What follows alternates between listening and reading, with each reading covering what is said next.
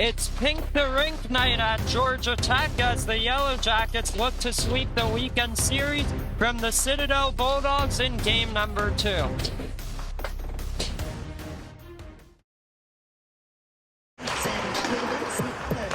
Hi everybody and welcome back to the Georgia Tech Hockey YouTube channel for Game 2 between Tech and the Citadel. I'm Sterling College-Earth and joining me here today is a good friend of mine, Patrick Sharp. You might recognize him from past seasons as number 10 out on the ice, but welcome to your first ever broadcast. Really appreciate it, Sterling. Really happy to be here right now. You know, I get to see you guys all the time from week to week, but this guy has done so much also for helping out the broadcast, making it the product that it is. So thank you so much for all your help. I really appreciate it. It's been a ton of fun to do it, so yeah. Awesome. Game number 2 here between these two teams. Game 1 last night was kind of a blowout. 12-1 Tech with shots on goal being 94-9. Now granted, I said at the end of last broadcast, I think the shots are a little bit inflated in terms of numbers, but we did have some really good individual performances. Sawyer Howe recorded his first collegiate hat-trick and added on one more to make it 4 on the night. We had a couple first career goals from Sean Connolly and Eric Soltow, and Georgia Tech was able to win the game by a deficit of 11.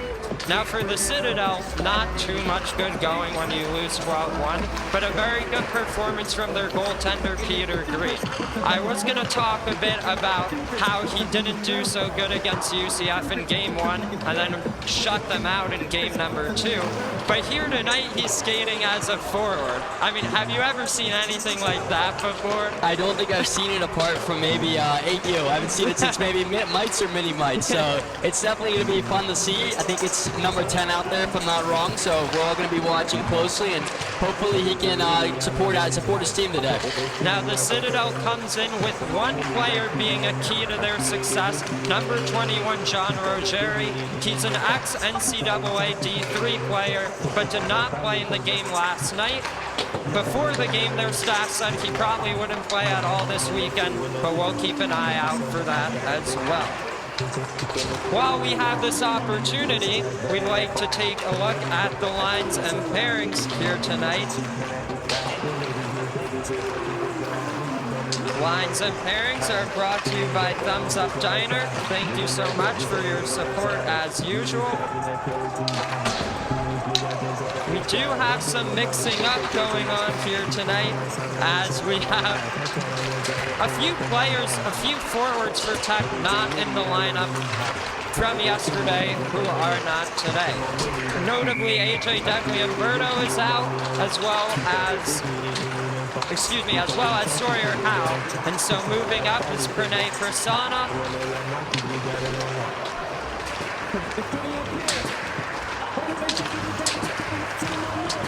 Yes, moving up is Pranay Prasanna, and joining the back end is Timona Kamarad.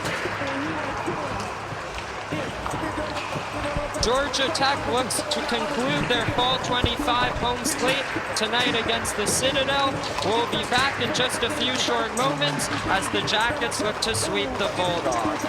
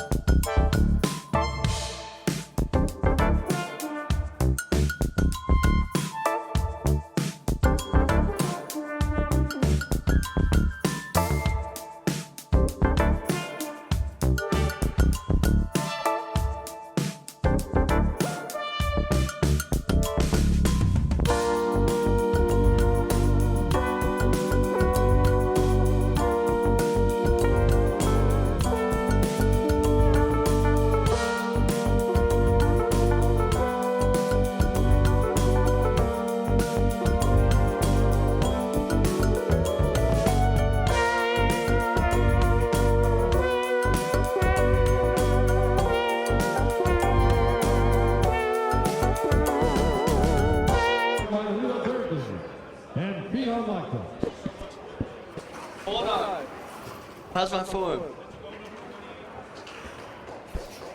If you would like to make the donation to GTA, please visit Call it. and do your part in fighting breast cancer. Thank you, Emma, Lila, Fiat, and everyone at ZTA.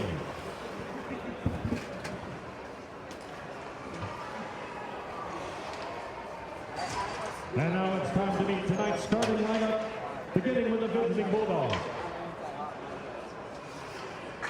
Starting on defense, number 24, Colin Gallagher. Also on defense, number 10, Peter Green. Starting in left wing, number 22, Brinks Knight. Starting in right wing, number 23, Owen Buzan. Starting at center, number 86, Arthur Tiberado. And then go on number 31, Connor Carafiello. And now the starting lineup for your Georgia Tech Yellow Jackets. Starting in defense, number 21, Joshua Lee. Also on defense, number 23, McLean Boyd. Starting in left wing, number 25, Jack Dolan. Starting in right wing, number 22, Ethan Molnar. Starting at center, number 7, Colin Durkin. And in goal for your Yellow Jackets, number 30, Ryan Rapp.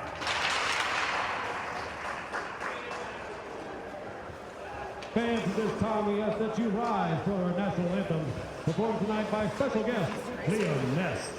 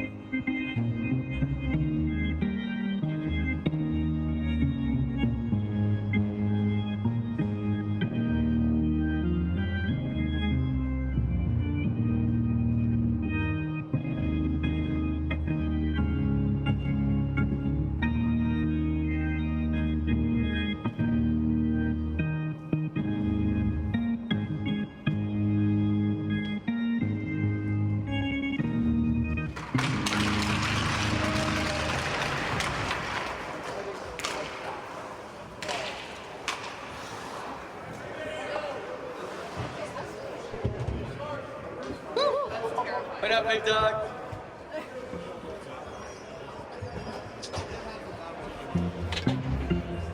All right, let's take a look at the starting goaltenders here tonight. Of course, Ryan Graff for Georgia Tech coming off a performance in which he only conceded 1 goal to the Citadel yesterday on a breakaway. Right now, .902 save percentage, .418 GAA.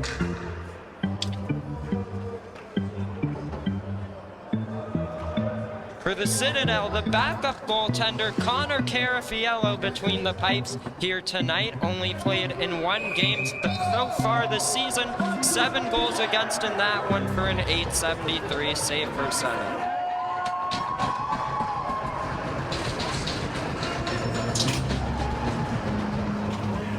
Georgia Tech and the Citadel just about set, and here we go for Pink The Rink Night here in Atlanta. Georgia Tech in the white, moving left to right on your screen. The Citadel Bulldogs in the baby blue, right to left. Joshua Lee trying to start the play here for Tech. We saw the Jackets get on the board within the first minute yesterday, just 50 seconds in. A goal set up from Jack Golick to Sawyer Howe. Molnar in alone, he scores!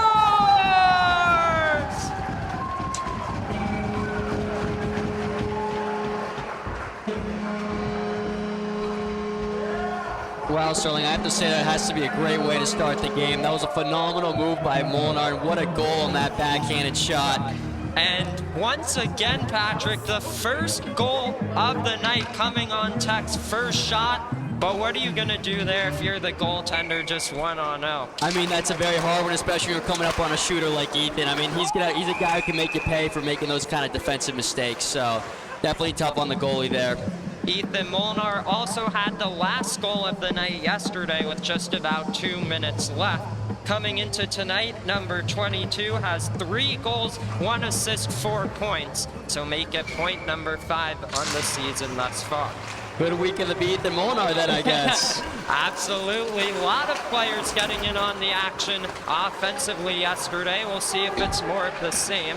Right now, the top line's still on, and it's Colin Dorcas behind the net. Sets up Golick, sailed it wide. Now Molnar to Dorcas down low. The Citadel get the clear. We saw yesterday the Citadel were able to get plenty of clearing opportunities, but sometimes just couldn't get it out of their own end, and on the others, we're just giving it up to Tech in the neutral zone. So let's see if they clean that up here tonight. Dorcas tries to weave through 2 defensemen, cannot. The captain, Jake LaRocca, tries to break it out, and he's on it for the Bulldogs. Across it goes, that one doesn't work out, and it's Levi Miller at center ice. Dumping it in deep, but that took a funny deflection, and so Miller's back on it. Has Zhang to his right, nearly gave it over, turned it over, and yes, out there is number 21, John Rogeri, who we talked about is a huge piece of the Citadel offense. He's here for game number 2. That was a beautiful feed from Keshner to Connolly, but Connolly could not hold on to it.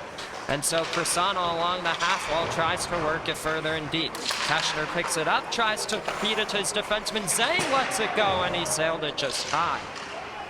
Keshner sauces it to the line, but that one into neutral ice. Now Zhang gets the entry right side here, works around his man Zach Remling, who drew a penalty. And so the first special team situation is a Georgia Tech power play here tonight. Wow, so I really want to highlight how many offensive opportunities have been there the last couple minutes. I mean, we just saw probably 3 or 4 additional really good scoring opportunities, like that Zhang shot, as well as that Connolly almost a backhand goal. That'll be one that I'm sure next time he's going to have. Yeah, for sure. Tech definitely has been getting plenty of opportunities, even in the first 2 minutes.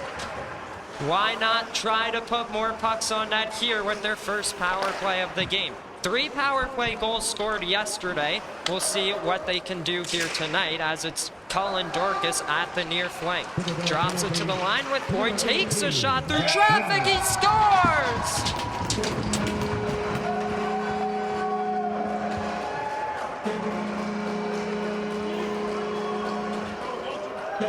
McLean Boyd with traffic in front. It's a power play goal, and it's 2-0. This is just a fast start that Georgia Tech wants to see, right? You get a goal, you get a quick goal, and then right after that, you get a power play. You're able to capitalize on it within the first 20 seconds. It's a good time to be a Jacket here. Absolutely, it's been a great series for Georgia Tech thus far. Yesterday, we had 3 power play goals, as I just mentioned. Those ones scored by Levi Miller, Sawyer Howe, and Zach Keshner. And so make it the 4th different goal scorer on the power play this weekend for Georgia Tech. That's Gallagher tapping it in deep to Zakovic. He deflected it out of play.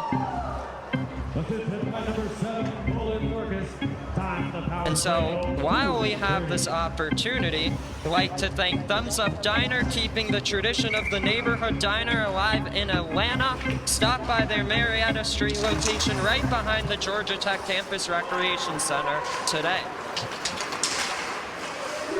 Stretch pass there, and it's Eric Soltau, who once again had his first collegiate goal last night. Liam Joyce lays the body there, and picking it up is Peter Green, the man you saw between the pipes for the Citadel yesterday. Zakovic in deep. And we had, I guess, a big collision right below us. Is that what happened? I think it was a little bit of a scrum. It looks like Joyce was trying to get down and dirty with number 88, Aiden, and they will be both going to the box now, paying for their crimes. Alrighty, so a bit of 4-on-4 coming up. I don't think we saw that at all yesterday, so it'll be interesting to see how the Bulldogs play it. For now, from St. Louis style ribs to legendary mac and cheese, Community Q brings home style barbecue just a short drive from campus. Swing by or call ahead Wednesday through Sunday from 11 to 8. So we skate 4 aside here. This face-off coming up in the Georgia Tech defensive zone. As it's collected by McLean Boyd, but he coughs it up to Rogeri, who scored a goal right on the doorstep in his game against UCF just a few weeks ago. So watch out for number 21 by the blue paint. Scored a couple goals actually against the Knights that way. Now in deep they look to center, but no one was really there. This one pops free into Tech's far corner. Pinching in there was Gremling, but picking it up is Dorcas and connecting with Boyd. Little deke around his man, and now Ethan Molnar tries to skate with it the other way. Boyd drops it off to him, and he'll work along the far side. Puts it through the legs of Rogeri there. And he's on it for the Bulldogs. Has a man driving to the net in Santino Lombardo, who, as you could see, we talked about yesterday, we did not have a number 3 on any roster for the Citadel, but that's Santino Lombardo, and he scored the 1 Bulldogs goal yesterday. Rogeri at the right point, gets poked by Dorcas there, and he'll skate with it 1-on-3. Tries to work around the defenseman, but it's a good poke there from Peter Green. There's a shot, and the first test of the night. Ryan Graff passes it, and he'll hold on.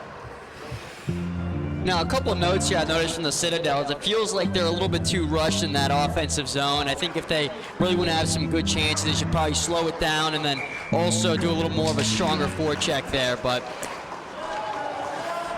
yeah, that's a good point. We'll see if maybe their coaches are telling them the same thing, as I think Golick tripped up his man there, but no arm went up, and so we continue at 5 aside. That one too far for Keschner, and Green back on it, just content to throw it in deep. Joshua Lee, the first yellow jacket to it. He'll bank it off the wall to himself, but turns it over. Near circle, they drop it to the line.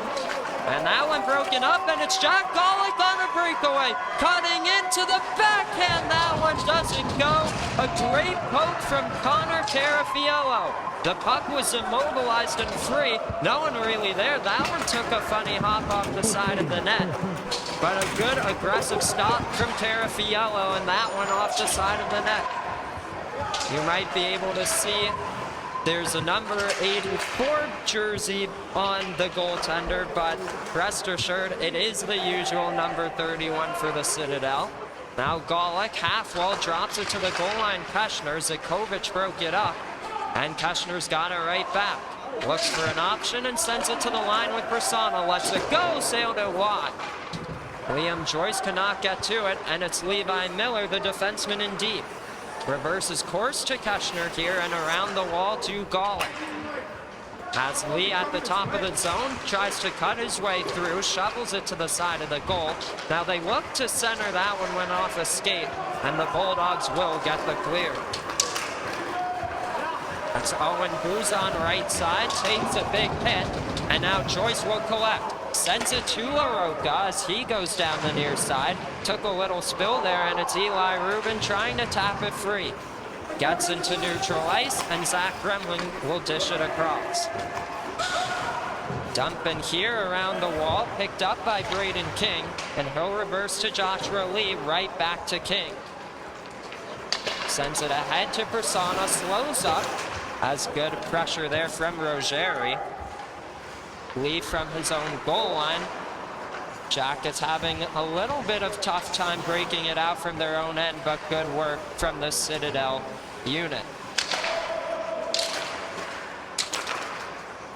This one behind the net of Ryan Graff. King looks to settle it down, turns it over to Rogeri as he tried to center but could not.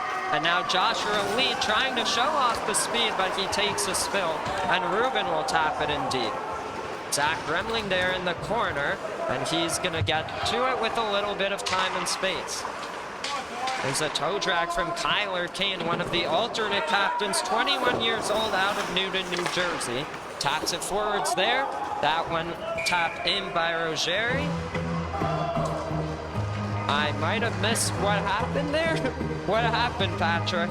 I think I missed it too. I believe it was, like, I guess an icing because they're taking it all the way down, but I'm a little bit confused as well. Yeah, I thought they got the red line there, but all right, you'll take it if you're Georgia Tech.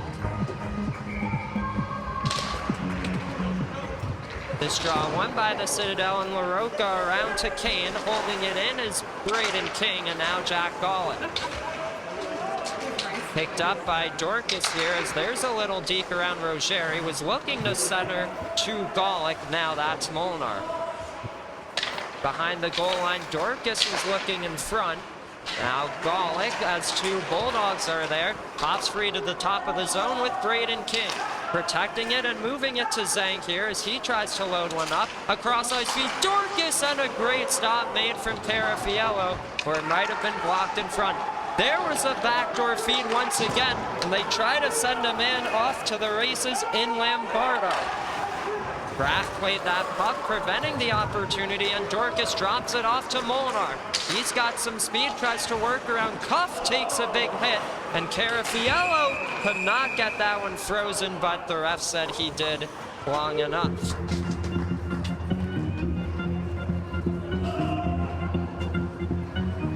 Looks like the Citadel team sprung to life a little bit here recently. A little more contact out of them, a little more offensive pressure. So looks like we have a little more of a hockey game on our hands in the latter half of the first period, which I'll be excited to watch.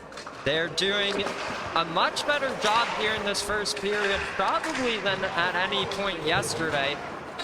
Let's see if they can continue it at least to the end of the period, and then, hey, just play one period at a time, and you never know what might happen. Peter Green around his own wall, picked up by Liam Joyce as it's in his skates. Now Benjamin Cuff there, as Hildrum tries to get it to you, cannot, and so Joyce moves it across there to his man. Little toe drag there, and good work from Buzan. You can see he's got respect on the back of his jersey, but that is Owen Buzan for the Citadel, a 19-year-old who scored 1 goal in their recent game against the College of Charleston. Now Eric Soltau gets harassed there at the goal line. A centering feed broken up by Timogna Kamaraju, who's back in the lineup for his first couple games, or excuse me, his second game of the season after he played in the home opener. Off the corner, and that's Aiden Roy picking it up. Near corner, has some room, elects to take it, banks it off the wall there, and that's Connolly getting it in deep. Colin Gallagher, another one of these Citadel alternate captains.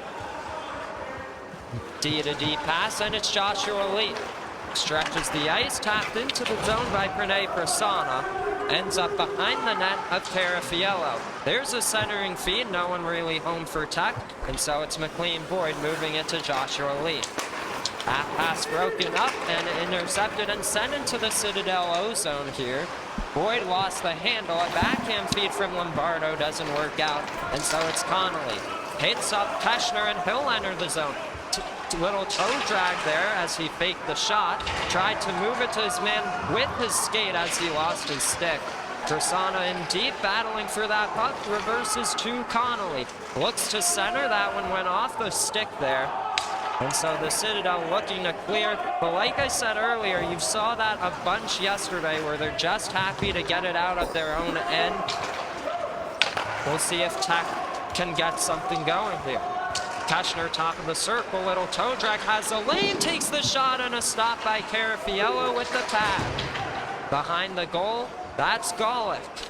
Tries to cut to the slot there. Keschner swatted it wide. That one too far, maybe for Connolly, as Kane tries to bank Lombardo. Lombardo lays the hit on Boyd. And it's Connolly connecting with Lee. Lee takes a big hit from Lombardo as he looks to be the most physical out of these Citadel players thus far in this one. Around the boards, that's McLean Boyd as the Citadel was on a delayed offside, so he has some room and he'll dump it into the near corner. Zach Gremling will pick it up and look to break it out, turned it over behind his own net as that's Golick trying to battle for it. Miller will keep it in, use the wall to dish it to Molnars. He's got some room. Dorcas give and go. The puck is free. Carafiello couldn't get it covered, but now he does, getting the stoppage with 8 minutes to go. Looks like the boys are trying their best to keep them classy down there. Those referees getting right there by the goalie, making sure everyone stays clean, stays classy with no fighting here. Yeah, at least not yet. We didn't really see too much yesterday, but it has been definitely a more physical start as there's a big shot block. They were looking backdoor, but as I said just a moment ago, Santino Lombardo really noticeably laying the body here tonight, especially as compared to yesterday. Dorcas dropped it off to Zhang, looking Dorcas one-timer, and that one gobbled up by Carafiello.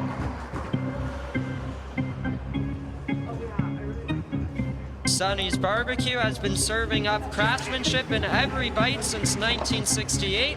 Discover the magic behind their signature slow smoked meats and time-honored barbecue techniques. Slow smoked meat right now would sound really good, I won't lie. Yeah, definitely. I have not eaten in the past few hours. I would like that. Always a good choice to go to Sonny's Barbecue. Thank you guys for your support. Picking it up is Colin Dorcas as he has Golick ahead and he'll connect with him. It went a little too far for him though, and so that's Gallagher leaving it with Green. Green connecting with his man there in Buzon, and he'll just chip it to safety. And I gotta say, honestly, the performance from Peter Green as a skater, I think it's very impressive that he's able to play both positions pretty well. Yeah, I think he looks really good out there. I mean, you've heard of the term two-way forward, but what about the three-way goaltender? Hey, this is definitely a first for me. Rogeri turned it over as he was looking to cut to the slot. Ruben will get it to Daniel Shu, but a turnover there, and it's Rogeri right in front, and he sailed it wide. Again, that's the dangerous goal scorer we were talking about for the Citadel. Green thinks about pinching in as he will engage in a battle with Ruben, gets free into neutral ice, and so moving it the other way is Rogeri. Gains entry cleanly, cuts to the slot again, tests Graf again, this time on goal, and he'll hold on.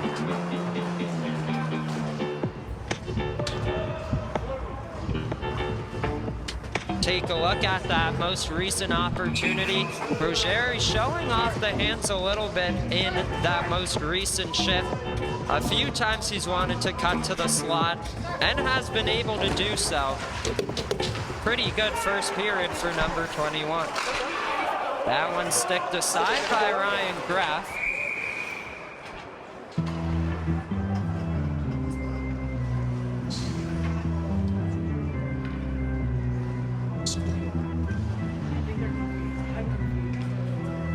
Sorry, everybody. I'm doing an interesting job with this scoreboard operation, but now we have the correct numbers up. Yeah, we just got a call from up ahead. The management said it's time to change up the score. Oh, yeah. We got the little phone call there. Rogeri passed too far there for Kane. That one goes 200 feet, just wide of the goal, and so it'll be an icing.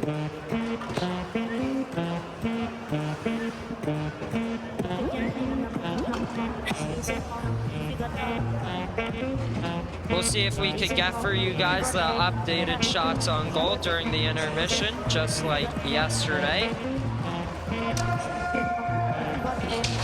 Face off there. And Tech cannot get control for the moment. Now they will with Andy Hildrum. Little D takes a shot, sailed up just wide. And it's Kyler Kane taking a hit from Justin Yu.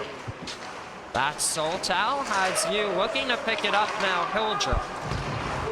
As Rogeri will dig it free, and Kyler Kane overskated that puck. Now Gremling just flips it into Tech's defensive zone. There's gonna be an interference call coming up. Did not catch on who, but it's Braden King for the Jackets. And so for the Citadel, you're only down 2 here in this first period. A much better start than yesterday. You have a 5-on-4 situation here. We'll see if they're able to capitalize. And I'm sure you'd really start to feel good about yourselves with a power play goal.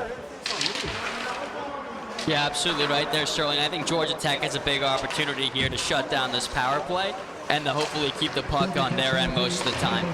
Well, let's see what ends up happening. As to start things off, it's Buzon battling with Dorcas as Green will try to pick it up. There's a centering feed, that one blocked in front. Boyd tries to get it clear, he does, but Peter Green deflected that one to prevent it from going all the way down. Now, Peter Green's a name that I just keep hearing over and over again because that was an excellent bat down I just saw. I looked up to see who that was, and right there it was again, our goaltender, number 10. Maybe with him doing it all, could make himself a case for the MVP of the Citadel team. Right now, there's a centering feed. It goes off McLean Boyd, and Green will pick it up and send it to the line. That's Gallagher left point, gets it around the wall. The goaltender swatting his, or slamming his stick on the ice, but there's a full minute left on the power play. They try to connect with Gallagher, takes a one-timer, went wide, and Zakovic is there at the left point. Reverses course, steps into the slot, deflected off his own man just wide. Boyd uses the glass to get it out, and this one goes and is not played by Carafiello, but Green. Green up ahead, that one's Buzon, turned it over, and it's Teschner dropping it off. Connolly shot, that one rang off the iron. Well, and that was a replay of the opportunity from earlier where Teschner centered it to Connolly. Much closer from Connolly there that time. I really like the odds behind that shot, but it looked like the goaltender just got enough of it there. Just enough, and back the other way, the Citadel had a scary chance there, just over the net of Ryan Graff. And so with 3 seconds left, the Citadel are 0 for 1 on the man advantage. But not a bad opportunity. Teschner with room near side and a stop by Carafiello. The rebound in front. He gets a stick on it as Persona couldn't corral it. Now Miller top of the right circle with 2:50 to go. LaRocca around the boards, tries to connect with Buzon here as he tries to work around Lee and does, but picked up by Pranay Prasanna. They'll skate backwards and regroup and get it to Miller.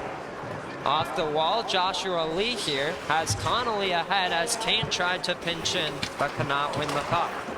That's John Rogeri, top of the zone, takes a shot, sailed it high and wide. Got his own rebound on the backhand, the puck in front. They try to jam it in, but that one stayed out. Good work from Ryan Graff. Joyce here will kick it to his defenseman Benjamin Cuff, and that's Miller, tries to get a clear, he does, forces Jake LaRocca to corral it. LaRocca around his own net, a cross ice feed towards Rogeri. Here they do connect as he takes a slight bump, but still in control. Now a hit on the back, but the Citadel get it back with Kane. Around it goes, LaRocca gets it at the left point, looks to center, Rogeri off the pad of Graff. Another centering feed, and Colin Dorcas will try to break it out. This one scooped up by Graff, and he'll hold on. Looks like they're probably giving a few more opportunities to Graff here than the Georgia Tech Yellow Jackets would really be happy with, but Graff is definitely standing the test on that last minute or so. It's a much different game already than yesterday, with a lot more point-blank opportunities from the Bulldogs. Willis's shot deflected. We'll see if this little offensive production can result in a goal in this first period. Bad line change for the Citadel. Here's a shot, and Carafiello comes out of his net to make the save. Dangerous situation, dangerous line change there. Yeah, definitely. I mean, I can't underscore how much enough that goaltender's keeping him in this game right now. That was an excellent save on Ethan, who earlier tonight he just scored on him. So it looks like someone's been watching his film and keeping those goals under cover. For sure, that's a great look for Tech, but for the Citadel, you do not want to be giving up those kinds of chances. It's still a 2-goal game with a minute to go in the first period. They were down 3 after one yesterday, so a lot more manageable here tonight, but you can't be giving up chances like that. Let's see if they can respond with the 3-on-1 of their own. Tape-to-tape feed right circle, and a great glove save made by Graf on Buzon.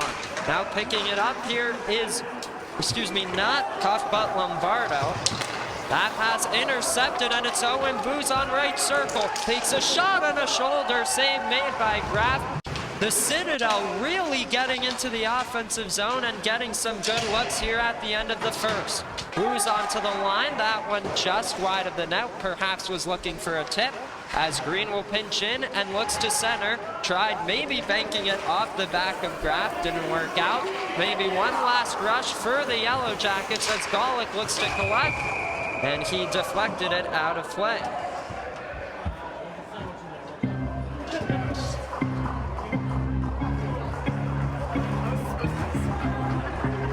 Looks like there's a little bit of joking up there with the fans on the Citadel side after that puck almost whizzed by a few of them, so definitely lucky it didn't hit anyone because that thing was steamrolling through. Yep, definitely we don't want to see that. Green one last clear, and after one period of play, Georgia Tech leads the Citadel 2-0. What do you make of that first period, Patrick? Now, I would say, Sterling, it was a really fast start. It was a really good start from Georgia Tech. It seemed like they kind of let off the gas a little bit, and I think there's a couple of notes to take from. But to tell you the truth, I don't know if it was them letting off the gas, or maybe it was a Citadel picking up the game where they left behind. They definitely finished off the first period strongly. We'll see what they're able to do in the second. We'll try to get an interview for you guys, but for now, we'll take you to our intermission entertainment. See you in a couple minutes. Not long ago, many neighborhoods had their own diner where friends and family comfortably gathered for a fresh breakfast or a cup of coffee. Thumbs Up Diner keeps that tradition alive in Atlanta, blending an urban atmosphere with friendly service for a relaxing breakfast and lunch experience. Whether you enjoy their homemade golden biscuits or famous skillet heaps, Thumbs Up welcomes you with diner favorites at prices that always hit the spot. The diner would love to welcome every Georgia Tech student, family member, and fan, so come on down to their convenient location just behind the campus recreation center. For a taste of Southern comfort and classic diner charm, visit Thumbs Up Diner today for a meal that'll leave you smiling and giving a big thumbs up. Craving real home-style barbecue that's just a short drive from campus? Meet Community Q in Decatur, your new go-to spot for mouth-watering sliced brisket, St. Louis-style ribs, and all your barbecue favorites. From legendary mac and cheese to black-eyed peas, every dish is made fresh daily, with leftovers donated to the food bank. They're open Wednesday through Sunday, 11 a.m. to 8 p.m. Swing by or order ahead to guarantee that your barbecue wishes are fulfilled. Want to mix it up for your next GT Club meeting or tailgate? Community Q's Catering has you covered, starting at just $15 per person for 2 meats, 2 sides, buns, sauce, and utensils. Community Q, always a cut above the rest. All right, we're back here a little bit earlier than scheduled because we wanted to take a little second here to appreciate the intermission shot. So right now we have the half-ice shoot-a-shot competition where we have a few ladies from Zeta Tau Alpha sorority. How are you thinking, Sterling? Do you think they're going to sink these tonight? I mean, let's spread the positivity, absolutely. I like the way you talk, Stone. I like the way you think. Oh, that's a good try. Oh, that might be it. Oh. I'm not quite sure if that crossed the goal line, but that was a high quality shot. I mean, on the money right there. See, I think they need to do this after Zamboniing the ice. Wow. That one, no controversy. But then absolutely, just kind of better than I think I would be out there. I mean, something that I would call 2 for 3 on clean ice, 1 for 3 tonight, which is pretty darn good if you ask me from a fan minigame perspective. I'll give her credit for that first one. Too much friction in the crease there. Absolutely, she wasn't anticipating that. She's probably used to seeing smooth ice surfaces wherever she's from. Right. But thank you all so much for coming out here tonight, for tuning in on the broadcast. We hope you're enjoying it thus far. Next shooter up.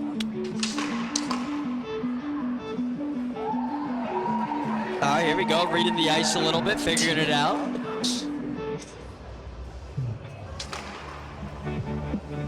A little further right than you want, but I think she's going to make some adjustments here. Yeah, let's see. A little adjustment to the oh, different stick. Oh, going righty now. I will say the first girl was a left-handed shooter, wasn't she? Maybe that works. And that's a difference maker. What do you know? Cannot be more accurate on that one. Yeah, I mean, that was right on the money there. Lining up another righty shot here, and it's a snapshot. Maybe just wide of the goal, unfortunately. Good luck, good luck. All right, here we go, here we go. Same situation as shot number 1. See if we can finish it off.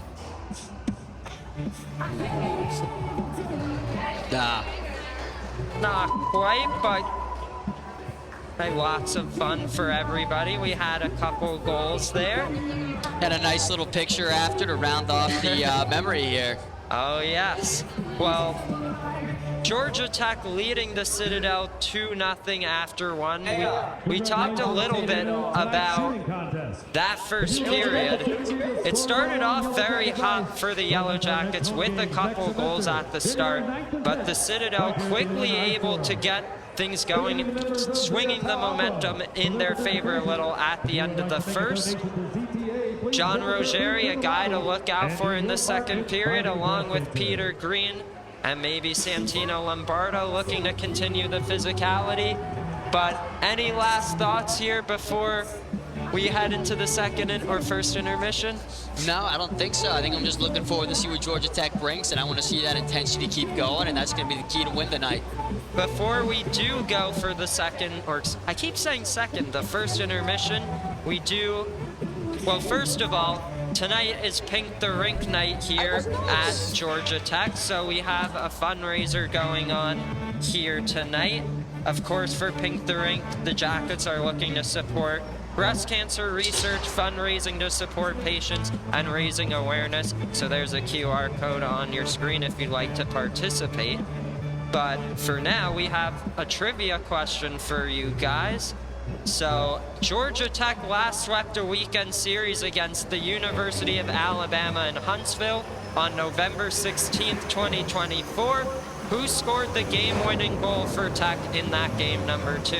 Your options are Paul Molnar, Jay Kotzian, Ethan Molnar, Keegan Goodell. Now, Patrick, you played in that game. Do you have any recollection of that one?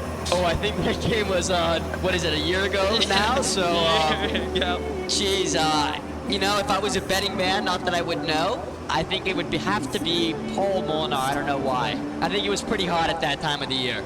All right, well, we'll let you guys know at the end of intermission. For now, we hope to see you back for the second period. All right, see you then. Beautiful deke around Brent Tinchard. Plays it back door, they score!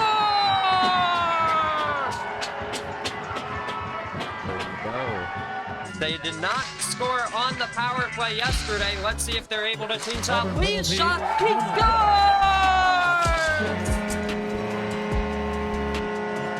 1 for 2 on a power play goal from Joshua Lee. Golick with speed, takes a shot, he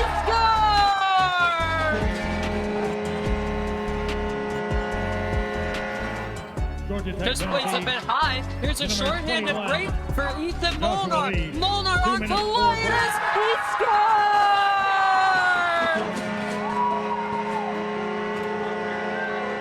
Now Kovac behind his own goal, lost control to Chambliss, looked to center. That would make 10! What a funny goal that was. And a chance for Andrew Zhang, 2-on-1 for Tech. Zhang on the backhand and Freddie scores!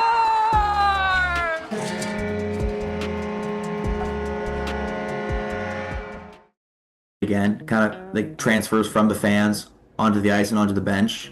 Especially, I know against the DJ game, like the band came out, the rec came out. Those are just like super cool experiences I didn't think I'd ever have.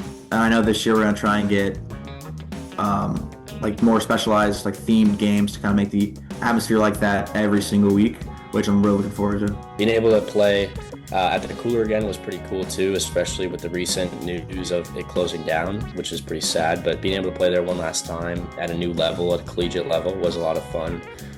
Get to see some hometown friends and some people that I knew from the program. Being able to come out and watch that game at the rink was a lot of fun too. Watching him score coming down the right side of the ice, going to the middle, putting it in the net. I think he got a pass in the slot or whatever it was. It was just incredible to watch. I was super thrilled for him. I mean, obviously we didn't get the job done, but if there's one positive from that night, it was watching him get to score his first goal. 1 for 2 on a power play goal from Joshua Lee. Golick with speed, takes a shot, he scores!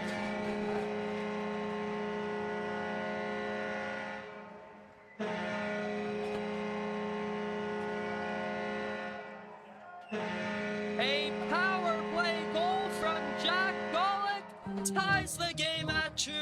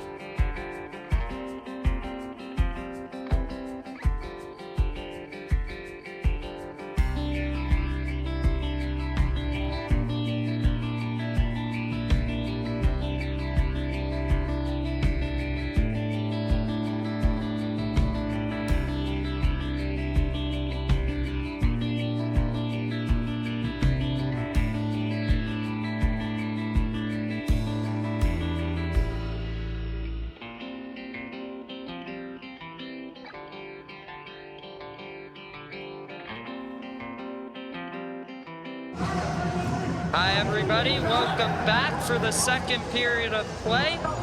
We were notified during intermission the shots on goal are listed as 15-7 in favor of the Yellow Jackets. A great end to the period from the Citadel. Let's see if they can keep the momentum going for their team with a couple of good looks from Rogeri at the end there.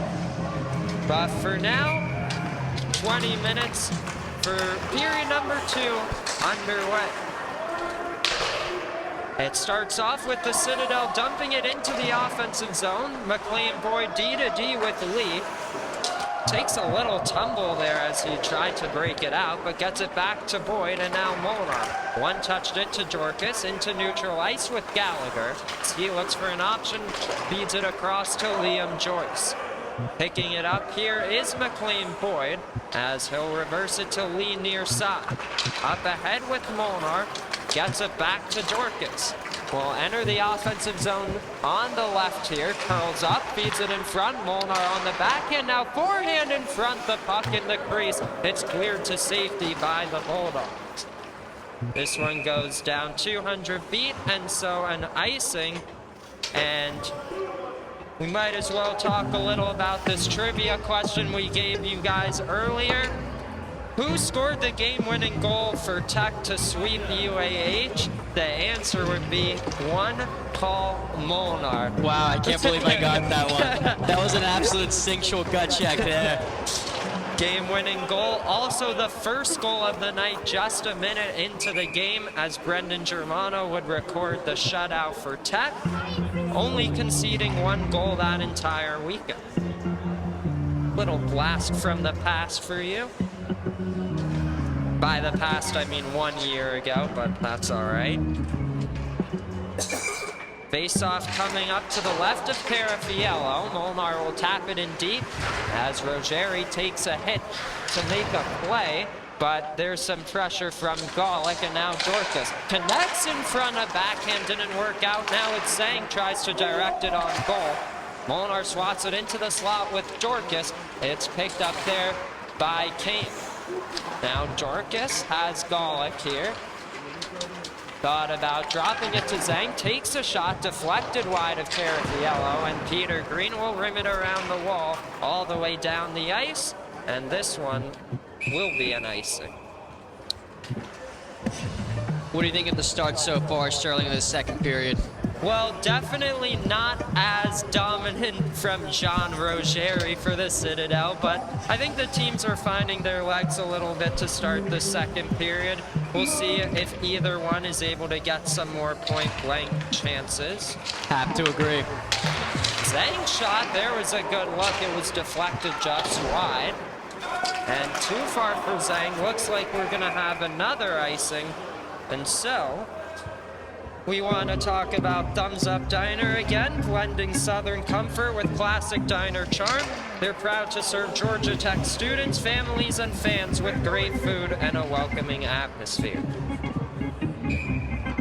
Draw coming up to the left of the Citadel goaltender, Carafiello. The Bulldogs will win this draw. Another thing that's changed here tonight, it really seemed like Tech was winning all the face-offs yesterday. Citadel getting some wins here today. Prasanna lost control. The Bulldogs able to get the clear, make it 3 consecutive icings for the Citadel. Yeah, looks like the Citadel's trying to slow down the game here, icing a lot of the chances they get, and see how that kind of the strategy plays out through the rest of the second period here. This is kind of a theme I was saying earlier, that this team is just very happy to get the puck out of their own zone. If you're a Citadel fan, you probably want to see them try to develop some more plays out of their own end instead of just getting the clear, as they try to do right now. That was Rogeri looking to connect with Joyce, and Kane could not, and it's Colin Gallagher. Up ahead to Rogeri. King will get it back for Tech, as Aiden Roy is his partner to his right. Did not bring the puck with him. That could have been a really good look for the Citadel, but that pass didn't connect. So it's Roy here behind the net of Graff. Looks for an option. And some really good pressure from the Bulldogs. That shot was pretty slow and went wide. Prasanna cuts it back. This one towards the net of Graf, and he's able to get it covered. A little bit of some sloppy play going on lately, I'd say, from both teams. We'll see if they can get things going here.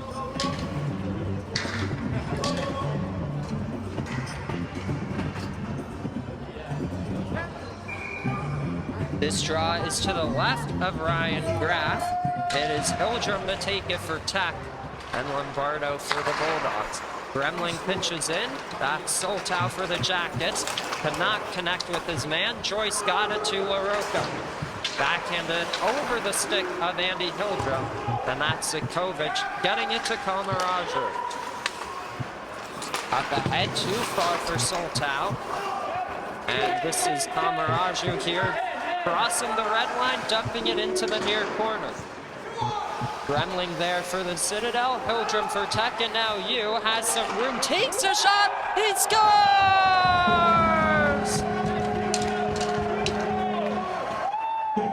Wow, I mean, sometimes the goalie's there, but the shot's just too good and it just zips right by, and that was one of those instances. That was a phenomenal shot by you. And it's his first collegiate goal as well, so 3 in this weekend. What a rip from the left circle, too much for Carafiello to handle, and it's 3-0 again. Yeah, I mean, based on how that went in, you would have thought it was his 10th of the night. I mean, that was something that was, yeah, you don't see shots like that every day. Just a nice hard shot from a good place. Really good work, Justin Yu up on the second line here tonight, making the most of the opportunity. Hildrum right circle, looks to connect with Soltau, cannot. That's Boyd. Now Hildrum off the skates, and it's Kamaraju. Chips it into that near corner. But again, Justin Yu, first-year player for Tech. His 3rd point of the season, as he has 2 assists already. 19 years old, out of Alpharetta, Georgia, majoring in business. That's Soltau. Gets it in deep. Zach Gremling on it for the Bulldogs.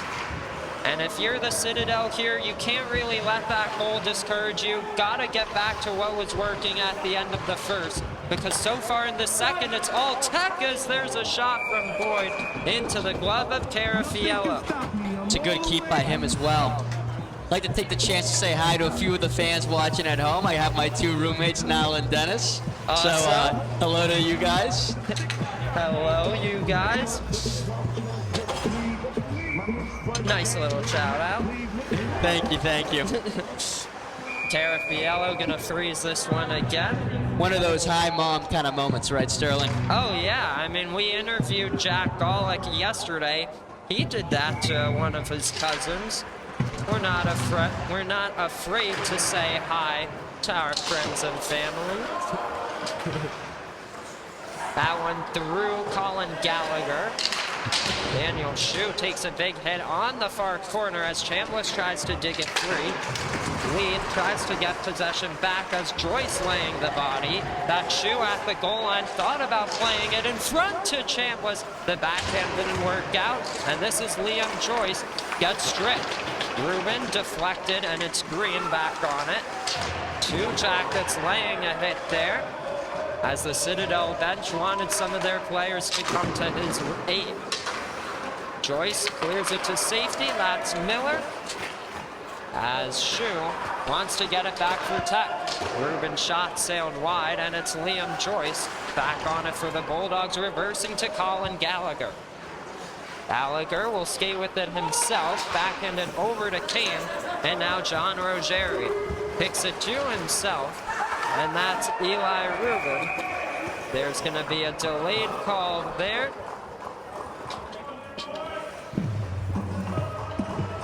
Now, I missed the hand signal there, Sterling, but was it called roughing on the play? I missed it as well. I think I saw... There you go. I don't think that penalty was near the play at the time. I saw Daniel come up on the skater with the puck, but I don't think that was anything, that wasn't the call there. Yeah, no, same situation for me. I was just watching the play and just saw an arm go up. But what I said in the first period still applies. Great opportunity for the Citadel to bring themselves back into the game. It's their second power play of the night, 0 for 1 tonight. Also did not score on the man advantage yesterday. Here's a backhand saucer feed to Gremlin. Looking one timer from LaRocca goes wide as Zikovic looks to pick it up. Along the half wall here, a saucer feed over to LaRocca. There's a shot deflected wide, and again it's Zikovic. Nearly turned the puck over as King looks to clear it back, uses the wall, and gets it 200 feet. Carafiello drops it off to LaRocca here with 1:12 to go on the power play. Up ahead, Zikovic backhands it over towards Rogeri, but too far, and so more time killed on the penalty. Zhang again flings it towards the net. Carafiello kicks it to his man, and could be a shorthanded look with Dorcas and Molnar. On the backhand, that one off a skate. Dorcas again wants a shorthanded bid, but Rogeri will collect and dish it to LaRocca. Ahead, Zach Gremling turning it over, and not really clean breakouts from the Citadel lately on this power play. As again, it's Molnar, and he has room. Good save from Carafiello, and the rebound as well. A couple clutch shorthanded chances for the Jackets on the power play stops for Carafiello. Yeah, LaRocca had a few good shots there from the point. I'm sure next time he'll want to convert on those, but I feel like it's been a theme of mine this season to say it's never a bad idea to put the puck on net, and the Citadel's captain leading by example, doing just that. I have to agree. I had a coach in high school who used to say garbage goals count for the same thing as nice goals, right? They all count for one, so. Oh, yeah. You know, they don't ask how, they ask how many. Exactly. Though in the case for players like myself, that number isn't very stellar either. Well, let's see if anyone else can add to the scoring here for Tech, as they've had some good looks shorthanded. They're just content to kill the power play, and so 0 for 2 go the Citadel here tonight. Power play officially over now. They'll chip it behind the net of Graff as Aiden Roy tries to bring it to safety, but a couple Bulldogs in the way. Zikovic laying the body, picked up by Keshner here. Backhands it forwards towards Golick, and now Gallagher. Off the wall, that Santino Lombardo has been driving to the net. They try to center, but a good defensive read from McLean Boyd to break it up. Now Golick momentarily turning it over to back with Boyd, and now Golick again. Works on the outside, tries to drive to the net. He tried to get his own rebound as well, but holding the post was Carafiello. At the goal line, that's Keshner. He's looking for a lane, swats it towards the net. Carafiello pokes it to safety with Gallagher. Amaraju for the Jackets now. D to D with Boyd. There's good pressure from Lombardo there. Amaraju looking for Boyd looking for some support. Golick's backhand turned over to Gallagher. That one went just wide. Now Lombardo off the iron. Maybe the outside of the post, and Graff is able to cover. Looks like number 23, McLean Boyd, didn't like the business the other team was giving to his goalie after that play, so he stepped in for his guy. Always like to see your team stepping up there and having each other's backs. Soltow looking for a lane. Good break up from Gremling there. Yu will use the glass to rim it around. Andy Hildrum looking to collect. Gets it in deep to Soltow, and now back with Hildrum. LaRocca swatted it free, and here go the Citadel the other way with Matthew McDonald. Yu looks to get it over the stick of Joyce, and does to Kamaraju. Now connecting here with Pilgrim. There's a nice deke at the right circle, but picking it up there was the Bulldogs defenseman. Battle along the boards there. It's Joyce for the Bulldogs, and now LaRocca, as he has an option in McDonald, elects to hit him. Picked up by Rogeri here, as he'll curl away from Hildrum and play it across towards Joyce, but not a clean pass, and so it's back in Tuck's control with Camaraju. That pass right back to the Citadel as well. LaRocca towards Rogeri. Looks like neither team really wants this puck right now. We'll see what gets going. Backhand feed to Hildrum, right circle, takes a shot and a shrugging save made by Connor Carafiello. LaRocca to Joyce, gains the red line, gets it in deep around the wall behind Graff, and it's Joshua Lee for the Jacket. Lee across to Soltow, and that one too far for Hildrum, so back with LaRocca as he took a little spill there. Sitkovich now uses the wall as his friend, and it's Joshua Lee. Backhands it, or excuse me, forehands it to you, and picked up by Camaraju. That pass intercepted there by Lombardo. Backhands it to Green, nearly turned it over to Soltow, but a couple nice deeks. One back for Tech for Lee, and back with Lombardo. Off the boards, that one all the way down. Camaraju gonna collect, and applying the pressure is Hendrickson. Soltow, that one nearly tipped, and it's Joshua Lee, left wing, tries to get around Green, and he does, and Green stick went flying there. That is Shu trying to win it back for Tech. Now Zach Gremling gets around the Rubin hit, and now Lee, as he tries to connect with Zitkovich. Rubin has Shu driving, can't make the pass to him, and that's going to be a delayed offside. And so while we have this opportunity, we'd like to thank Community Q in Decatur, offering authentic barbecue, always a cut above. Come hungry, Yellow Jackets fans, and share the flavor with family and friends.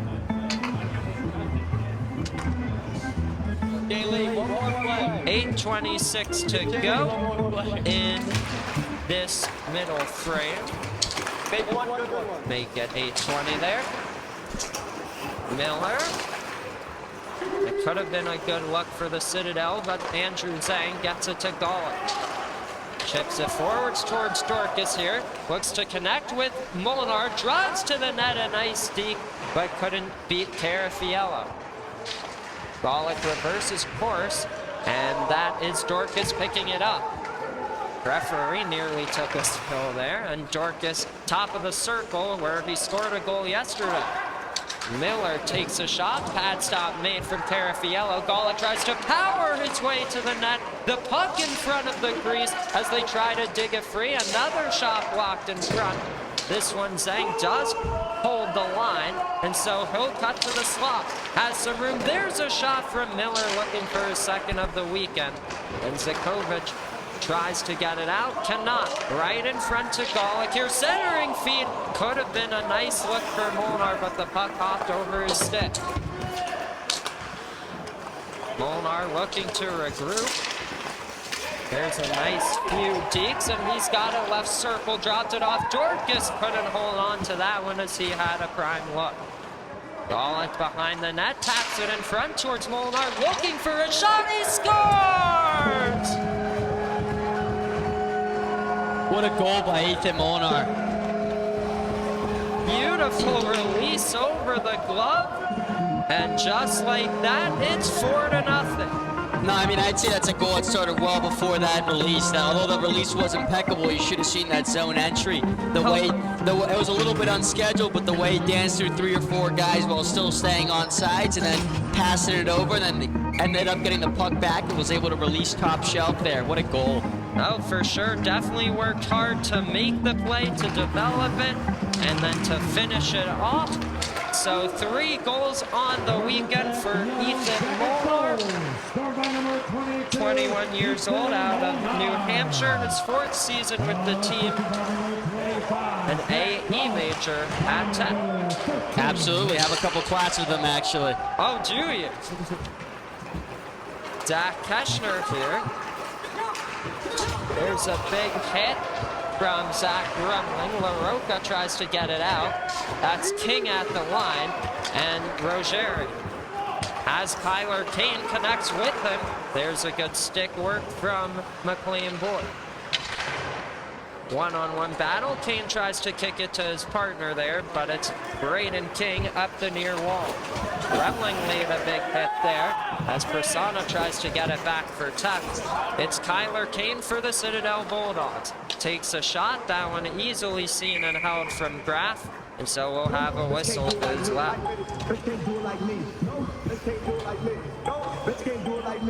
Taste the tradition at Sonny's Barbecue, where every bite is crafted in-house every day.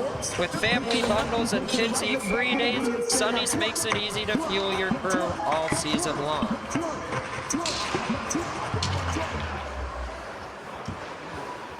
Tech reversing here to Kamaraju, up ahead with you. Holding the line is Gallagher. That one tipped there from Lombardo, and Graf gets his stick on that chance. Zikovic in deep, looks for an option. Takes a shot, and a nice glove save made by Graf in tight.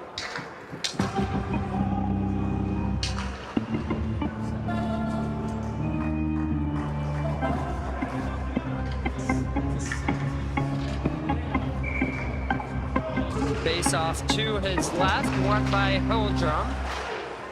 Now trying to pick it up is McDonald. The puck is in his skates, but coming away with it is Hildrum, but turning it over to Lombardo. At the line, Gallagher was looking for the shot, but the puck wasn't brought with him. Now keeping it in there, getting it into that near corner towards McDonald.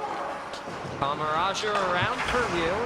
There's a hit, and probably a boarding penalty coming up on Santino Lombardo. I said earlier he was doing a good job of laying the body, but he's going to be heading to the box for that hit. Extra attacker on for Tech. A reverse to Boyd as he looks for an option, and deflection off the iron. They score!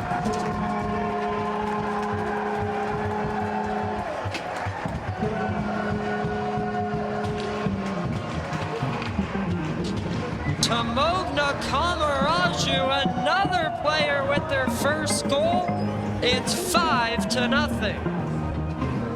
Good greasy goal and close, but I will say that Citadel team kind of cost themselves with that dirty hit there. Definitely a bad boarding call you don't want to see. Oh, for sure. And, well, I was just going to say, I guess that means he won't be in the box. He currently is sitting in the box, Santino Lombardo. Not sure what's up with that. As Tech scored with the extra attacker on. It might have been a major penalty there. I guess we'll see what the scoreboard says in just a moment. Tamogna Kamaraju making his third appearance of the season. Was in deep for a defenseman, but able to cash in. Hildrum shot stopped by Carafiello. The Citadel looked to clear. Perhaps it was a double minor as there's 1:40 on the clock. Dorcas wide open chance, the backhand for Muller. They score!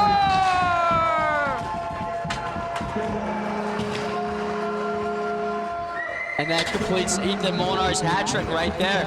Oh yeah, back-to-back hat tricks for Georgia Tech. This time Ethan Molnar. It's 6-0.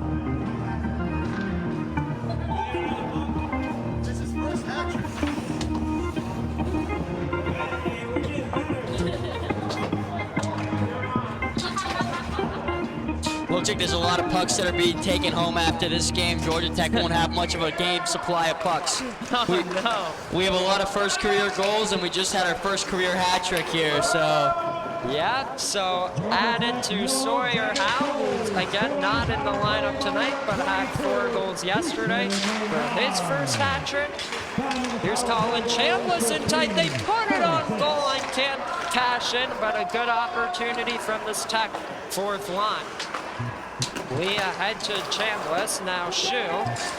Up the left side, looks for a shot. Carafiello the save. The puck ended up in his 5-hole, but he'll hold on. Shocking lost his helmet on that play. I hope everything's all right with his buckles here.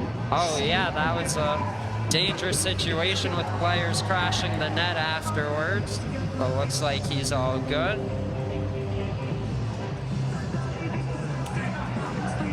We got 3:52 to go in the second period.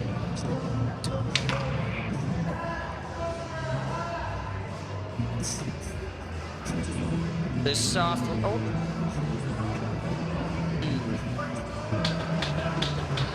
Looks like the software acting a bit funky. Maybe I'll restart it in the second intermission.